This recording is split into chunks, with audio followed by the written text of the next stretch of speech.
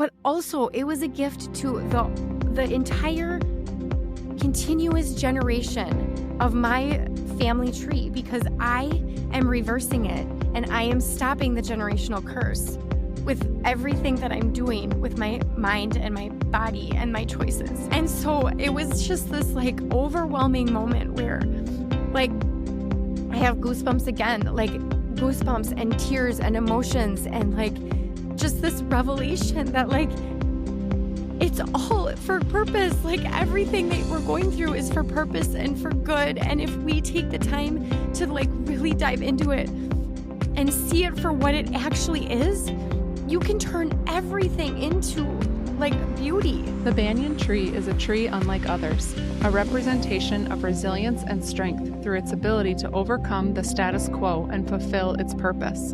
It knew that it was meant for something bigger and didn't allow the limits of other trees to confine its growth. And our story looks similar. I'm Leslie. And I'm Mindi. And our hope is that every one of our listeners learns to take up all the space they were created to, just like the banyan tree. Welcome back to the Banyan Effect podcast. I am your co-host, Leslie, and today, Mindi and I'm so excited to just dive in to today's episode. I have purposefully been not asking Mindi questions over the last 12 hours because I wanted to save them for this podcast. But recently, Mindi went out on an exploration, you could call it, of a 12-hour walk. And today, we are going to dig in and let Mindi talk all about why she did it, the experience, what she got out of it.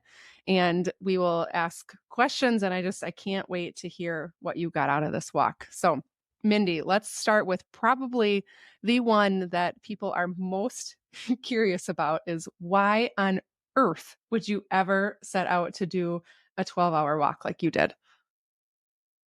Yeah, that's a great question. I always said I would never run a marathon because it just sounds absolutely brutal to me. But for whatever reason, somebody suggests this 12-hour walk and I'm like, yeah, that sounds great. So there's actually a book out there called The 12-Hour Walk. And it's the author is a like world-renowned hiker, traveler. He's set world records for like crossing Antarctica and all the highest peaks in all 51 states, like all these different records that he's set, he's kind of known for. And I think the reason he wrote this book is because one of the things that he realized is what the physical and mental battle of being out for a 12-hour stretch with no communication, no headphones, no companions, like nothing, just being in your own space and your own headspace and accomplishing this physical challenge, all of the things that you can work through and just how much it can really change your life. And so he wrote this book about all of his experiences and turned it into this challenge. And the way that he kind of pitches it is, what is your Everest? So I don't know how long it takes to climb Mount Everest, but it must be similar because that's kind of how, he had this goal of hiking to the top of Mount Everest. And that's kind of what he prefaces it with is, what is your Everest? Like, what do you need to go out and set an intention to sort of untangle in your life? And I actually, for the first time in a long time, don't feel like there was necessarily one single thing that I was like wrestling with that I'm like, I just need to figure X out in my life. But I did feel like I just had a lot of things that I didn't have clarity around. And part of that is because I'm a very multi-passionate person. Mm-hmm. Like I am passionate and excited and driven to do all kinds of things. And I think I'm actually a fairly creative person and I have some really great ideas. But when you have so many passions, it's hard to actually take action on all of them. And so he suggests that you record a quick video right before you take your hike. So I did that. Of course, I'm very much a rule follower in that way. And so what I said in my intention video is just that I wanted clarity. I wanted clarity around all of the different areas of my life that I still want to tackle and I want to get better at and I want to improve and just all of the things that I want to do and just getting a little bit more clarity on what should be taking priority and what I need to kind of let go in my life. And I feel like I got a lot of those answers. Hmm. When you talked about the intention video, I'm curious, like, what was your headspace like prior to the 12-hour walk, and what were you feeling inside your head that when you read that book, you were like, "I have to do that," because you jumped on it really fast, right? You read this book, and within a week, you Mhm. were doing the walk. So what was going on in your head at that moment where you're like, "Yep, I gotta do it?" Well, I think that that is just my personality, honestly, because I have always been ignorance on fire. Like, if anybody ever suggests something or asks me to do it, I'm like, yep, I can do that. I can do that better than anybody. Like, I have confidence in that way. And so I actually don't think that I got nervous about it until the night before, and then I couldn't hardly sleep. Because up until then, I was just like excited. I'm like, I love personal growth and development. I love to eat it up. I love walking. I love thinking while I walk. So, I mean, really, I feel like the challenge was set up for me. And so I didn't really give it any thought. There wasn't any fear. And in fact, this whole challenge was suggested to me by a good friend of mine, Beth. And when she told me about it, I was like, yeah, I'm going to do that. I'm going to do that next week. And she was kind of like, wait, what? Well, then I have to do it next week. And so her and I were kind of talking back and forth. And she was like, she sent me this long list of things that she had that she was going to be packing. Hmm. And I was like, um, well, I have toilet paper and a pen and a journal. That's like all I was planning. Like I didn't and like a bottle of water and a bagel. Like I mean, and she had just this long list. So I'm like, well, maybe I should throw in some lip balm and like all these other things that she had on her list because she had been thinking about it and she was telling me, she was kind of nervous about it and was she like physically prepared and all of this stuff. And it just none of those things had ever crossed my mind. So I heard about it. I was like, yep, anything I can do that's going to, I mean, he claims that you can, and I would actually, now that I've done it, agree with him that if you can take this one day, this one 12-hour day, it can change your life. And I'm like, "Pff, I mean, that's efficiency that I can get on board with." Who Who I'm thinking about the listeners that are listening right now, and we talk a lot on this podcast about, like, finding your purpose and, like, feeling unfulfilled or, like, something's missing and how to be your true self. Like, who are the people, now that you've been through it, that should do this? Or maybe not this, but some sort of experiment like this where you get out of the world and focus on yourself through movement. Well, I mean, my natural instinctual answer is everyone should do it. But I know that this is maybe not the first step into doing some sort of really big challenge like this for yourself personally. It's funny because I was recently watching some old highlights on my Instagram account, and I found one where I was talking about how I had set out to run a race through in the summertime because back when I used to be a runner, I would historically like give up running in like June because I hate running in the heat. Like I would prefer to run in 0-degree weather than 80-degree weather. And so every June I would like fall off of running and then I'd have to get back in shape in the fall and I hated that roller Mhm. coaster. And so I found this reel highlight where I was talking about that I set this goal for myself because I wanted to retrain my brain that I can do the things that I say I can do. Mm.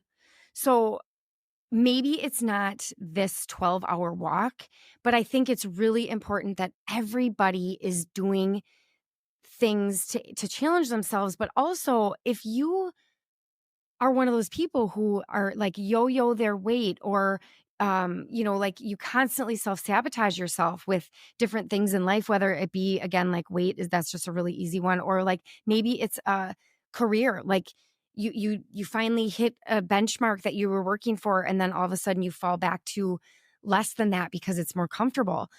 If that is something that you have a history of doing, it's really important to do something that helps you retrain your brain that you can trust yourself. Like the whole reason I did that running goal years ago was to prove to myself and rewrite the story that I can't follow through on things and that I don't keep the promises that I make to myself.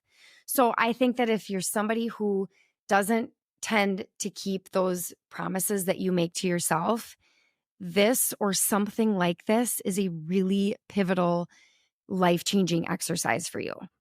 Hmm. I I love that. I don't think sometimes we realize the impact of starting something and then stopping before we get to the goal. I don't think we realize the impact that that has on our bodies and our minds. I never let my kids give up on stuff. Like if they start a sport, they have to finish a sport, and that's something that I've really prioritized that in my parenting. And yet I let myself start things and stop things. And so at one point in my life, I realized that and I decided and I knew that I needed to rewrite that story and I needed to learn to trust myself with my own word just as much as I would trust somebody else with their word. Hmm. I love that. Okay. So it's the morning of, I think you left at a early time, especially for Mindy Kesnick. I think you left, is it 6 a.m. that you went out on your walk? So it's 5:45. What is going through your mind? Okay, well, this is actually really hilarious because, like you said, I am not a morning person. However, I ended up getting up at I don't know, 5:15 in the morning, like just popped out of bed and was like, all right, screw this. I got to get going. I got to get moving because I'm not going to be able to sleep. I was just anxious. I was nervous and excited and all the things. And I'm like running through the list of things that I wanted to grab before I left and whatever. So I get up, I feed my sourdough starter, and I freaking make a meatloaf Oh my gosh. for my husband to make for dinner. Like, who who is this person that's doing that? Like, it was crazy. And so I think like I was distracted enough in that moment. But honestly, to be perfectly honest with you, what was going through my mind was all of the anxiety Hmm. of being away from my phone and my email and my texts and all of that for 12 hours. Like I literally was like sending emails and like reminders to people because I was really, which is one of the really important realizations, I think, of like how freaking attached I am that I don't feel like I can leave the face of the earth for 12 Mhm. hours and like everything's going to be okay. But it was very difficult. And so, and then I got just around like the corner up the street and I almost broke the rule because I was like, oh my gosh, the fence guy. What if the fence guy texts me and he wants to come and put up the fence today and I don't respond. And so Hmm. that's what was going through my head is like all of these things that could come up, trying to anticipate them and then heading them off with clients. And so that was honestly like it had nothing to do with really I like the lack of planning was really kind of sad. Because it wasn't like, well, what if I need this or what if I need that? It was Mhm. like, what if this person needs me or that person needs me? And like, well, I better make this meatloaf because this meat's gonna go bad. Like it was like stepping away from my life for 12 hours just Hmm. seemed really, really Wow. challenging. I know one of the things that and I'm not through the whole book yet, but one of the things that he Yeah. talks about is like once you start on that journey, just the mess that exists in your head when you start and the unraveling and the clarity that starts to happen as you keep going. Like walk us through the journey. What was it like at first and what started to happen the longer that you kept walking? Yeah, that's a really good question. So, I always First of all, I love to hike and I love to walk, and I have gotten through so many challenges in my life out in the woods. So I knew, I mean, I think, and that's a really important part of it, is like I went into it like, all right, we are going to get everything figured out today. Like literally everything is going to untangle because I believe in that process already. And so I think belief in the process is important, just like in anything. But I always have this picture in my head of any problem, and you and I have talked about this, like when we're talking about the podcast even, like it's this ball of tangled up yarn, and we just have to take the time and take the peace and quiet to like untangle it, like piece by piece, like threading and unthreading that ball of yarn, and it like eventually just like it is this Mhm. beautiful laid out piece of string, right? And that is a really good visual of, I think, how the whole walk happened. And I didn't necessarily have there were a few things like work related and stuff like that that I was like, I'd really like to figure this out. And in if I, during this walk. And I did, but in the beginning of the walk, it was more just about like it was like you're on a walk with your best friend, because for me it was very spiritual too. I believe in God, and so for me this walk was very much between myself and God. If you're not a believer, it could be the universe, it could be the just the voices in your head, whatever it is. Like for me, I feel like there's my voice and there's God's voice. And so I almost was like, "Okay, what should we do?" Like a little like a giddy little puppy dog. Like when I take my dog out for a walk and, I'm like, "Let's go." And she's like, "Yes, where are we going? Like, what are we doing?" I felt like that's how I was like, "What are we gonna do today? Like, what are we gonna solve?" And so initially, I think that I just like let kind of the ideas and the issues, and some of them I didn't even actually realize that I was still feeling and having. But I let some of those just kind of pop up. And one of the first, actually, this is the most pivotal, the most probably one of anyway, the most memorable moments of the walk is, I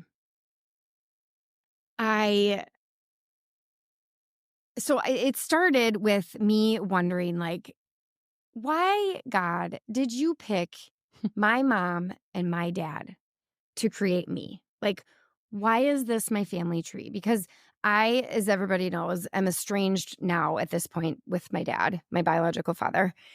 And I really just don't have a super close relationship to my mom.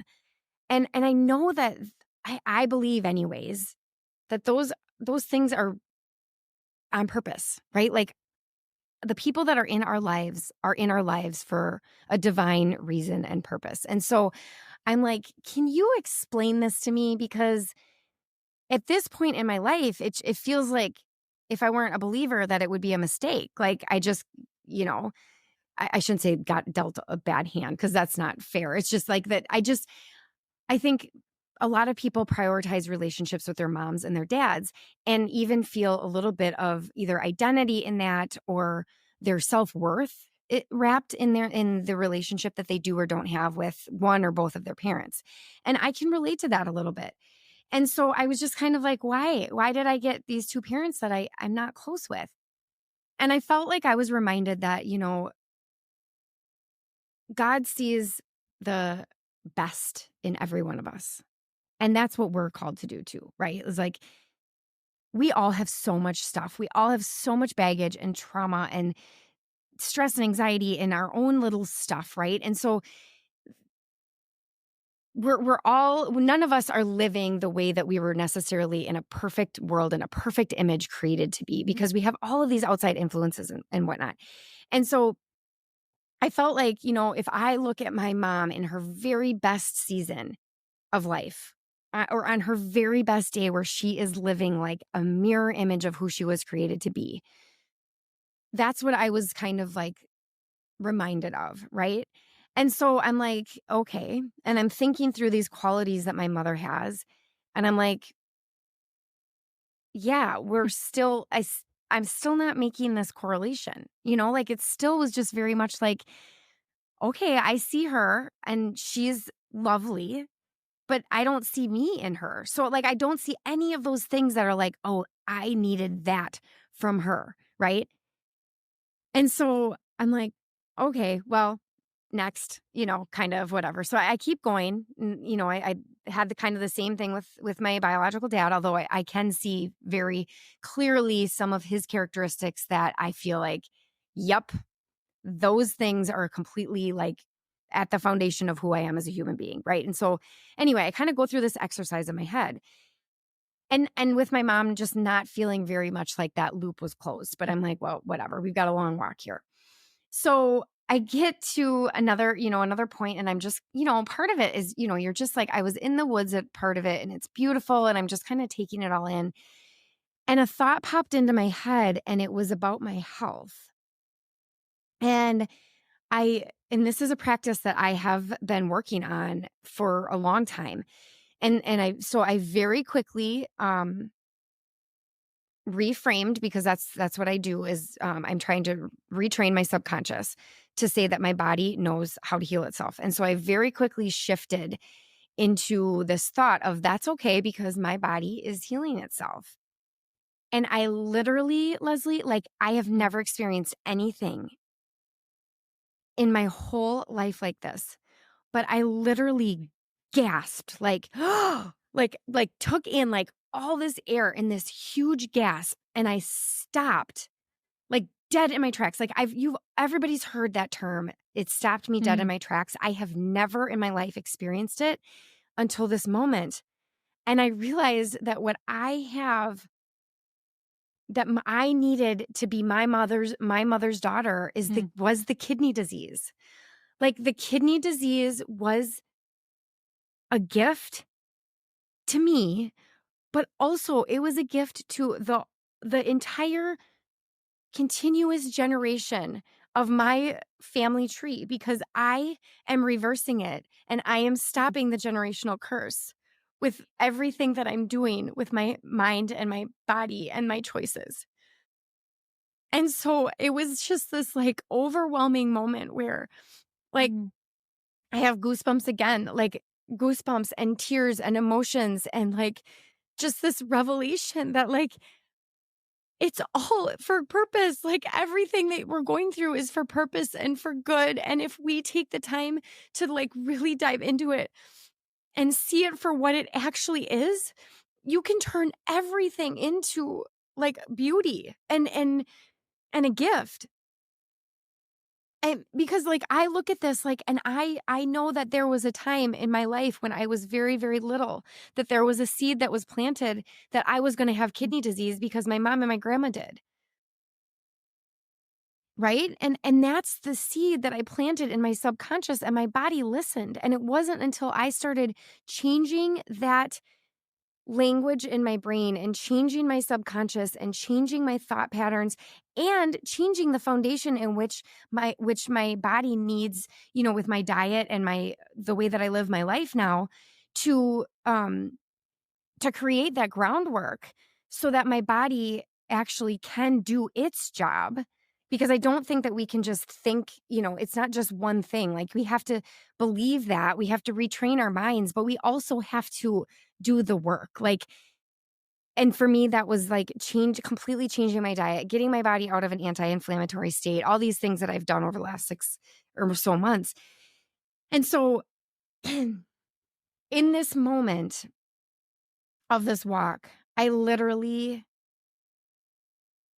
I mean, not only did I feel like so much of my questions in life all of a sudden got closure, but I also feel empowered that I'm going to be the positive change in my family and my generation. Like the generational, we talk about generational curses. mm, I get to be the chain breaker. I get to be the change. And you know what that means? That means that my daughter will be directly impacted because I am choosing to be that chain breaker in my family.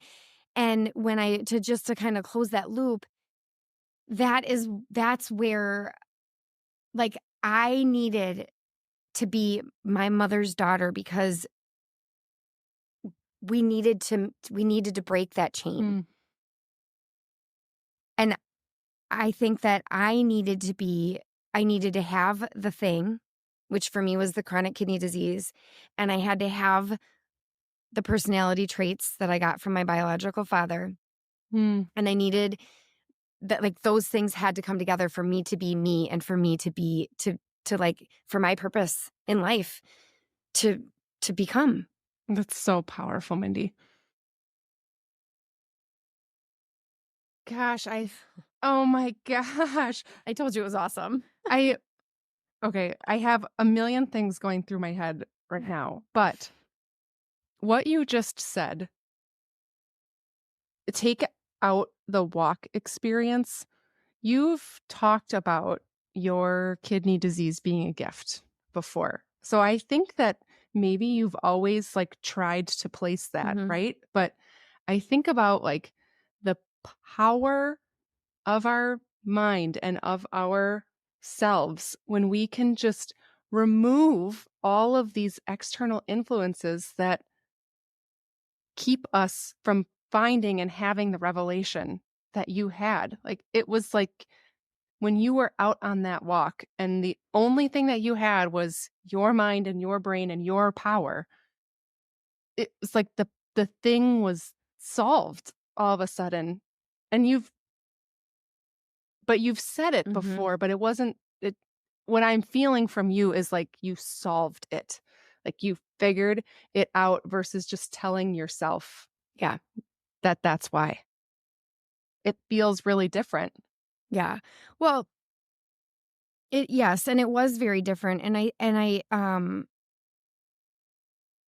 I think, and this is I think all tied to it's a how do I say this? It's a really good example, I guess, of the subconscious mind versus the conscious mind because I think that like in my conscious mind I was like I feel like Mm, I've done enough personal growth and development to really believe that our mess is our message and that if that we shouldn't waste the struggle and all of those things that we say.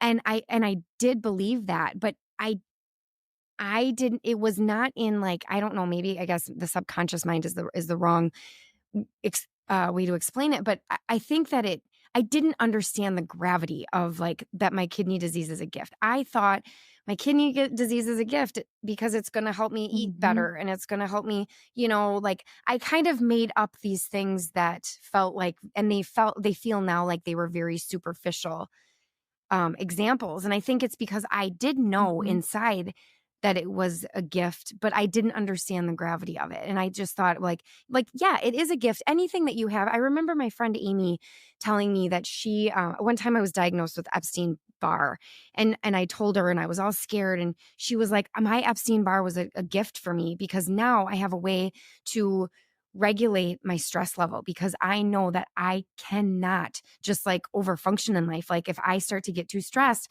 my Epstein-Barr is going to kick in. And so she like gave me this really beautiful example and reason why that was a gift for her. And so I think that I sort of borrowed that and adapted that from her. And it was just like, yeah, yeah. So like my kidney disease, like it's a gift and it's going to make me eat healthier, which, could probably save me from cancer or some other disease or whatever. And it was just this very superficial, top of mind um, type of thing. But when I had this aha mm, moment when I was on my walk, it helped me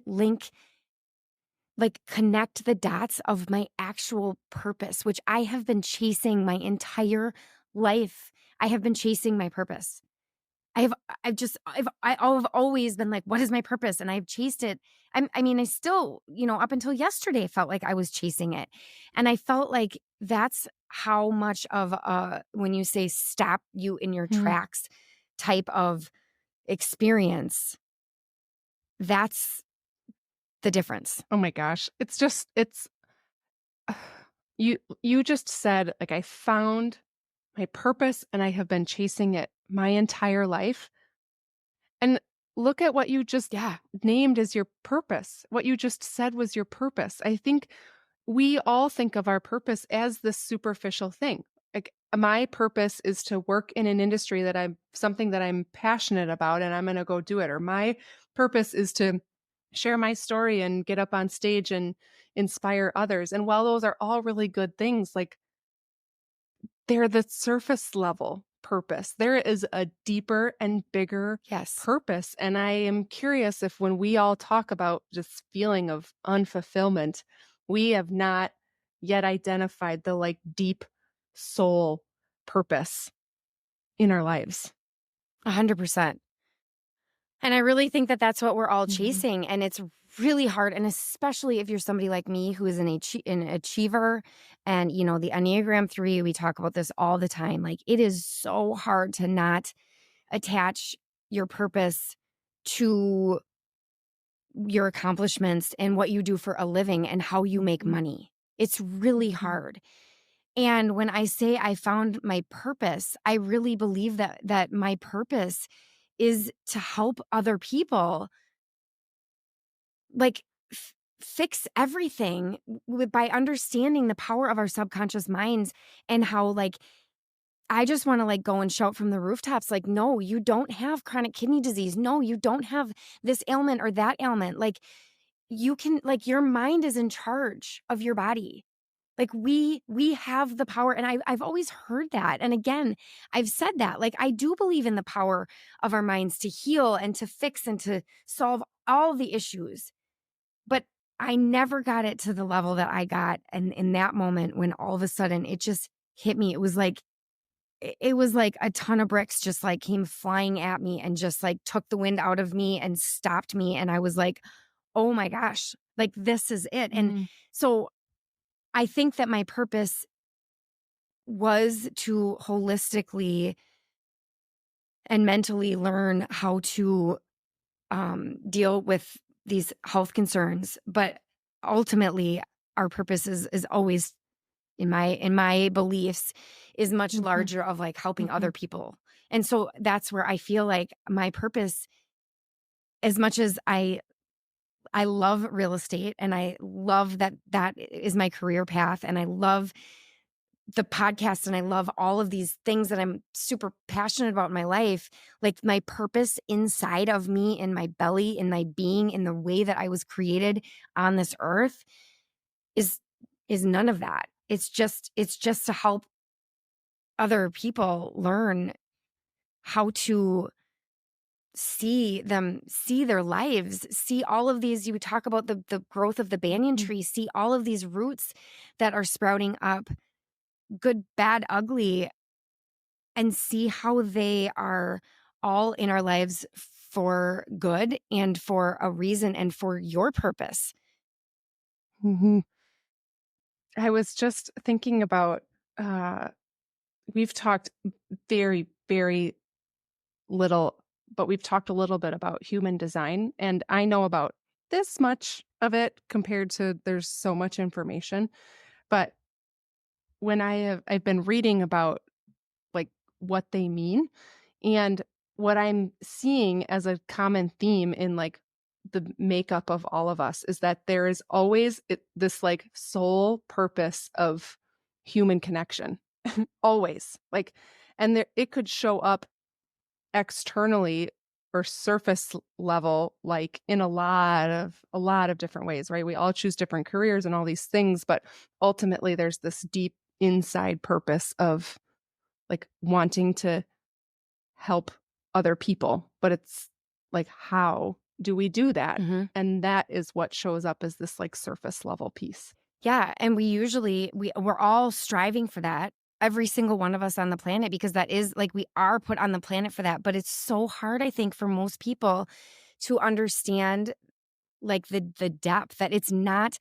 Again, I love real estate, but it's like my purpose is not just to match make people to homes. Like, it is at a very, very different level, and it's so Mhm. hard to separate Mhm. those.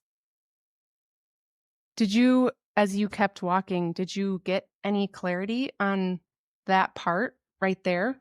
Like, how do you live your purpose and fuel that purpose that you uncovered, yet do the stuff that we do every day at the same time? Um, I wouldn't say, I guess, specifically, but I do think that it basically let it gave me these lenses, that helped me look at everything else that I want to do in life differently. So, where normally I would be like, well, how do I do this in my career? Because this is the goal of, like doing more business or more production or whatever it may be. And now it's like through the lens of like, how, like,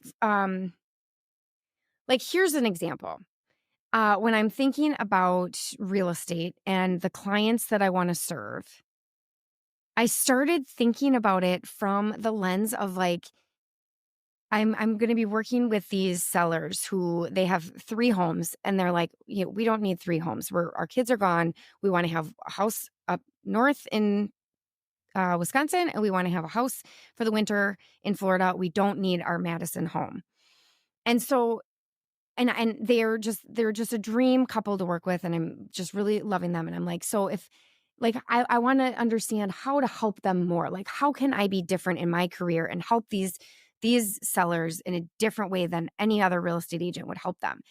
And then it started I started to get all of these ideas about the emotional side of real estate. Like, I started thinking about them and how they raised their whole family here. Like, they've lived there for 20 years. And like, I just started going through all of these things and asking questions about how I can do my job in a way that serves them differently than I've ever considered. Like, that normally I would never think about in real estate, because it'd be like, well, maybe I can connect them to a mover, right? Like, or maybe I can provide them, you know, landscaping for the last month they're there, so they don't have to, and I would think about these very tactical, like task oriented things that I could do to serve them. Where now I'm like, how can I help the emotional side of this move for them? Like, what can I do to help them just like keep the memories? Or it was just like, it like my mind was just blown about like the different things that I could try to start implementing when I'm working with clients like this, to help make the experience just something that is unforgettable in a positive way, and not just sad. Because I know when we sold our house that we raised our kids in, and we conceived one of our kids and brought them home from the hospital in, and it was super emotional and hard. And so it just I never had those lenses on before. And so I think that I hope that answers the question. I think that it just gave me this totally different lens that like blew the lid off of my Yeah. brain. I think, you know, from conversations that we have had with people from this podcast, what I get the sense is like as people go to try to discover their purpose, it's this overwhelming feeling of, well, I can't just stop everything else that I'm doing and start over. I've built this Yeah. life. And so it's like, how do you then take that found purpose and apply it in to what you've already created rather than feeling this need, which ultimately ends up stopping us from pursuing our purpose as humans because we get overwhelmed with the life we've already built and like, oh, it's impossible. I've got bills and I've got this and but I'm too far in. I can't start over. And so we don't end up finding our purpose. But I feel like what I'm hearing from you and as you're talking through it, it's like you can apply your purpose to the life that you've built already and make smaller shifts ongoing rather than starting over and not doing it as a result of that. Yeah. Well, and I also feel like part of the reason that we feel unfulfilled is because we're looking at our jobs to provide that fulfillment, and we're like, it's not doing it. I'm still feeling unfulfilled. And then you switch a job, or you switch industries, or you switch, careers completely, and then you're like, but it's still not here. And it's because it has nothing to do with your career, very likely. Like, you can find a way to intertwine it, and or if you are finding ways to live your purpose outside of your job, you're not going to feel as unfulfilled in your job, because you're not looking to your job for fulfillment. Just like, another thing. So when I was at one point, and this was actually later on in the walk, I kind of wanted to circle back and talk and just talk through like so like how would I help somebody who is feeling very sad that they don't have these relationships with their mom or their dad or their spouses or maybe they were adopted or whatever. And I felt like what I got out of that was very much that we should never be putting anybody on a pedestal. And I think a lot of people do this with their spouse too. Like you look to your spouse or your mom or your dad or your sister or your best friend.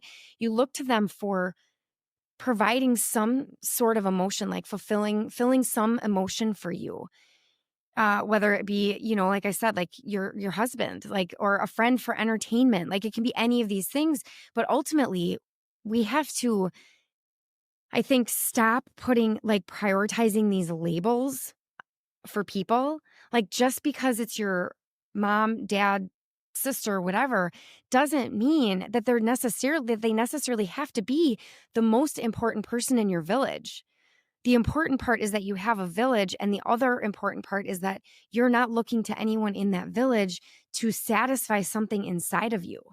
And so when I was talking through this with myself in, my head, it was very much that like, I have to stop being sad and grieving the lack of the love that I feel from my mom or my dad, and understand that I have a huge village that loves me and that does all of these, that does serve all of these needs that we need as human beings, which is, comfort, safety, support, guidance, all of these things. But ultimately, I should never have expected that this one person, no matter who they were in my life, was going to fulfill or provide or answer any of these things. Like I have to find all those things inside of me. I have to know that I am a loved daughter and I am enough because I believe in my creator, not because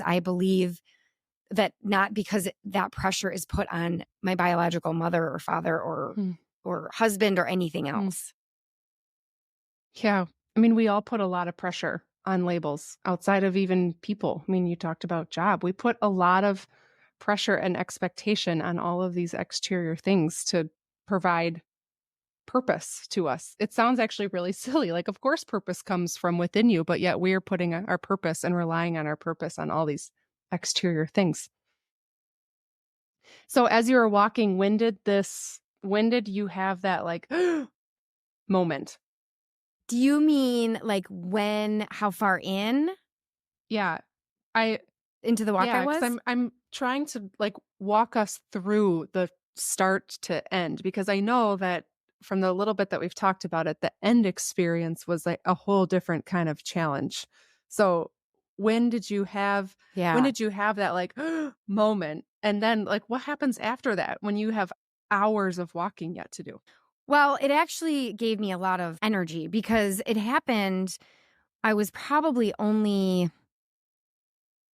I would say, honestly, probably only 2 to 3 hours into the walk. So I still had a long ways to go. But I think that it just like all of a sudden I got this pep in my step because I was just like, oh my gosh.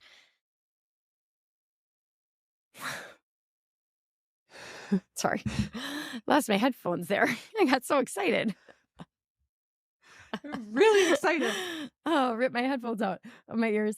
And so I think it just kind of invigorated me a little bit. And I was just like, okay, let's go. Like, let's keep hashing through things. And it also made me really emotional, like just like really over the top grateful for the experience and for the revelation and just it made me think a lot more about like purpose and what does that mean and honestly in that moment Hmm, I felt like very much healed. It was hmm. very healing. And then I felt like we could move on to another topic, honestly. Like, okay, next. Uh, th that was my question, is, like that was my question is, did you just, like, let yourself sit there and not force a solve to something else? Or did you say, "Okay, wow, that was really powerful. What else do I need? What else do I wanna sort out?" There was both. So there were some times where I was like, I want to know this. I want to understand this issue. Like, for example, with my mom and dad, I was very much like asked this question in my mind, like, why were these two chosen for me? Like, can you talk to me about this? And so Mhm. th- that was kind of a question I asked. And then there were other times where I just was kind of like, just kind of trying to let myself just be in the present and be in, in the place. And I ended up at one of the parts, I was very much in a residential area on the lake. And so just very curiously looking at these houses, like in Monona, Wisconsin, you're right on the lake, and you can have like a multi-million dollar, like just extremely beautiful home next to like a house that has not been maintained or touched in 40 years. And so it was, there were moments too that I was just like looking at houses and like, "Oh, I could live in that," or like just being in the moment and in Mhm. wherever I was. And so it was, there were both, and there were sometimes that I felt like things popped into my head, and then anytime they did, I would just ask questions in my brain like, why? Why am I thinking about that? Why did that come up? And then I would have all the time in the world to work through it. What would be your recommendation for someone who you are very you have you love personal development, and it's something that you're really good at. So when you have thoughts of that pop into your head when you're walking like that, you know to let it sit and to feel it and to ask, "Why am I thinking that?" And, even the problem that you went in of the question that you were asking about, "Why are these 2 parents my parents?" Like, there was intention behind figuring that out. What would you recommend to the people who maybe don't have those types of questions ahead of time, but they just feel like, I don't know, I just don't, like, feel right, like, I'm missing something, but I have no clue what it is. I don't know what I'm trying to solve for. I don't know where I'm trying to go. How would you recommend someone like that going into a walk like this?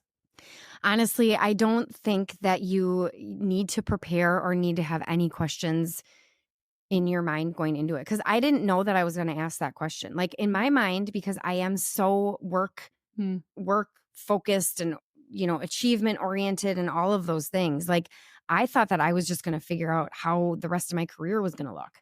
um and then I guess I did have some little things, like even the littlest issues. If you're like, for me, one of them was, how am I going to make this the best summer ever with my kids? And so there was a point in the walk where I literally just thought through our daily schedule in the summertime and how I was going to get my kids to where they needed to be, but also prioritize enjoying my summer and working and doing all these things. So, I mean, it can even just be like, I want to figure out how to meal plan. Like, we just, our brains need time. Like, we can't just mhm, expect ourselves mm. to fix all of these things in the midst of our super busy, very distracted lives. And so you do not need to have, you certainly could have some really big life issues that you're looking to solve, but you also could just go out there and just take the time to sort some things out and call it self-care. And I would be willing to bet that either way that you do that, there's going to be some things that come up that you're going to end up solving and you're going to end up healing from. But just know that you don't have to, like, in fact, one of the things, when he said to record yourself in the beginning with what your intention is, I was like, my intention's kind of silly because I just am looking for some clarity around a few things with work. There wasn't like this big, like, life altering challenge that I felt like I needed to solve. And yet I did. Yet I got so much healing, and I also figured out my summer schedule, and I also, like got some work ideas, and I just there was so much goodness and a few blisters. I love that. A few blisters. Right. So how we're gonna start to wrap this up, and I have a question to ask you at the very end. But did you take breaks, and how did you go to the bathroom? Well, I lucked out on the bathroom front because it just so happened that I knew that there was a bathroom at one of the parks that was going to be a couple hours in. And then there was like a porta potty, like in the middle of a park. And I was like, I'm hitting that porta potty. Yeah. So like, honestly, my friend Beth, that was a priority to her. She needed to know where all of the bathrooms were along the park. And this is the difference in my personality. I rolled up a handful of toilet paper and stuck it in a plastic bag. And I'm like, if I have to pee, I will duck into a tree somewhere and I will pee. So if you're somebody who's like, I will not pee in the woods, then you should plan your trail to know that there's going to be bathrooms around your walk. I lucked out, and there were enough bathrooms in distances that helped me, but I had toilet paper in my bag just in case. And as far as breaks, yes, Mm. I took a lot of breaks. And actually, if I ever did it again, I would probably take more, and I would bring a blanket that I could lay on and journal. But I would take breaks to eat. Mm. I would take breaks to drink some water, or, I brought ketones because they help give me energy. So I would take breaks and eat or drink. I took breaks to journal and write down some notes so that I didn't forget things that I had come up, just come to. And then at the end, I took a lot of breaks because my legs were really, really hurting and they were tired.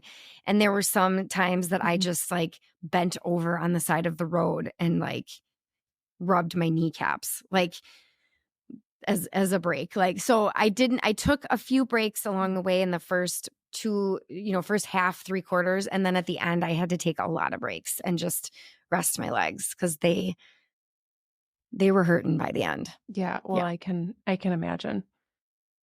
Okay. We're gonna wrap this up. On a scale of 1 to 10, 1 being it was the worst experience in the world, I don't recommend it to anyone, or 10 being every single person should take this summer and plan a 12-hour walk. What would what Oh, would you for give sure. it, A 10 out of 10. and why? A 10 out of 10 and then some, because like I said in the beginning, I have spent basically my whole entire life trying to find my purpose in all the wrong places. And I don't think that it is until you give yourself that much space that you can actually solve some of the things that need to be solved inside of you. I think that is the perfect way to wrap up this episode. Mindy, I'm so, so happy that your friend Beth talked to you about this 12-hour walk, because I don't think that she realizes that by sharing it with you, that there are a lot of people that are going to Yeah. go through that 12-hour walk now as a result and really find their purpose in their life. So I'm so, so excited that you did it. And I'm so excited to do it soon now too. And if anybody else that is listening decides to do the 12-hour walk, make sure that you share it with us and tell us about your experience and what you learned while you were out. Yes. And next week, we're going to hear all about your revelations and life-changing aha moments. Yes, I'm heading out on Sunday morning, and now I know all the tips and Yes. tricks. Thanks Yeah. for being the first one to do Anytime. that, Mindy. All right, that is it on today's episode of the Banyan Effect podcast. Thank you for sharing, or thank you for listening. Thank you for sharing, Mindy. And if you found this episode inspiring, which if you didn't, you weren't listening, because it was really, really cool to listen to your message, Mindy. Share it with a friend, and we can't wait to hear about your 12-hour walk soon too. We hope you have enjoyed today's episode and found some valuable insights. If you liked what you heard, we'd love it if you would hit the subscribe button. We love hearing from our listeners, so drop us a comment, share your thoughts on social, or review wherever you listen to podcasts. Your feedback keeps us going and helps us bring you the content you want to hear.